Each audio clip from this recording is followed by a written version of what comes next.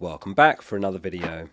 It's a rare double upload today. The Premier League's just dropped a fixture announcement which includes a huge Double Gameweek 29. 12 teams will have a Double Gameweek in total.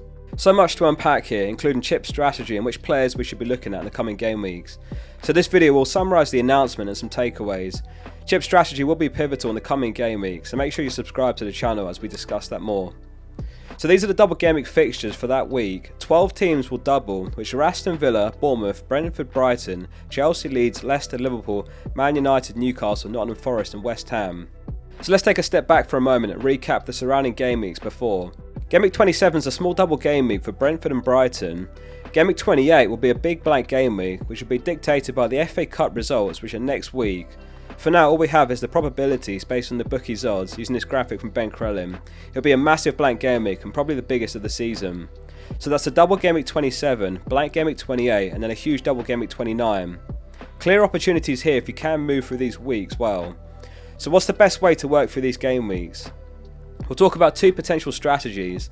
The first is a game week 27 wildcard, bringing in a couple of Brighton and Brentford assets for the small double. This wildcard will be geared towards the game week 29 double, where Brighton and Brentford also double again. Some teams with a nice double game week 29 are Leicester, Man United and Newcastle, so the likes of Ward, Maddison, Rashford, Shaw, Fernandes, Trippier and Botman, all good picks. The plan is then to free hit in game week 28, fielding the best team you can based on the limited fixtures, and then bench boost in game week 29. The downside to this strategy is that Arsenal and Man City don't double, so you'll have a fair few single game week players. No one wants to drop the likes of Haaland, or more importantly the Arsenal assets we currently own. The other downside is that in game week 32 it will be another big blank game week.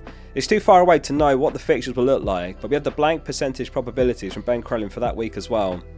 There's a few teams that stand a chance of blanking in game week 32 that double in game week 29, and you'll only have 3 transfers left to move through that week and the rest of the season. An alternative strategy is to use 3 transfers leading up to game week 27 and game week 28.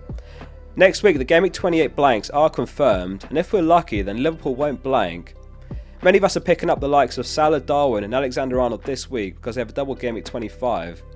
If their fixture in game week 28 is on, then fielding an 11 is doable without using any chips. You might even be able to bring in a player like Mitoma or Tony in game week 27 when they double. And then when you get to game week 29 you free hit instead.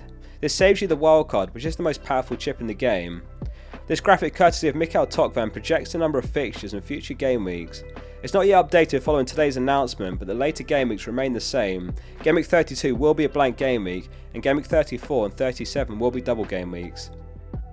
Therefore, by keeping hold of your wildcard, you can dead end your team in game week 32 with players that you don't want long term, just to get you through the blank game week, and then wildcard in game week 33 to tackle the remainder of the season, including the doubles. This is currently my preferred approach, though it might change. The thinking that is, although you might lose out on points over those 3 weeks, when others use 3 chips, you gain them back later. So let's have a look at some players who will be popular for game week 29, particularly those that like the bench boost game week 29 strategy. So this is a short list, and drop a comment below if there's anyone else in your thinking. Watkins has 4 goals and 4, so he'll be very handy, particularly if you're not free hitting in game week 28, as Aston Villa are guaranteed not to blank that week. Tony, Wright and me will be good picks as well from Brentford because they double in 27 and 29. Mitoma, Estepinian and March obviously good Brighton picks as well, and all delivering recently. Chelsea a bit of a question mark given their current form, but Kepa's good value. Jury's out with the likes of James and Felix. From Leeds, Nante's the best enabler forward, probably in the entire game at the moment, maybe Ferguson as well.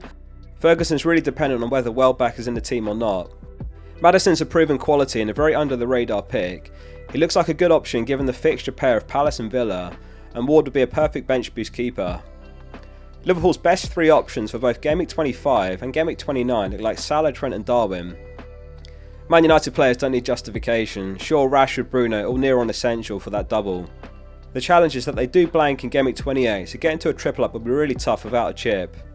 Although Newcastle have dropped off a bit recently, Bruno Guimaraes has served his suspension, so the likes of Trippier and Botman will be better looking picks again, and they are guaranteed to play in game week 28, which is something to remember as well. And lastly from Forest it's slim pickings. Johnson could be a shout, maybe Navas in goal, and from West Ham perhaps Bowen, but he's overpriced relative to his output this season.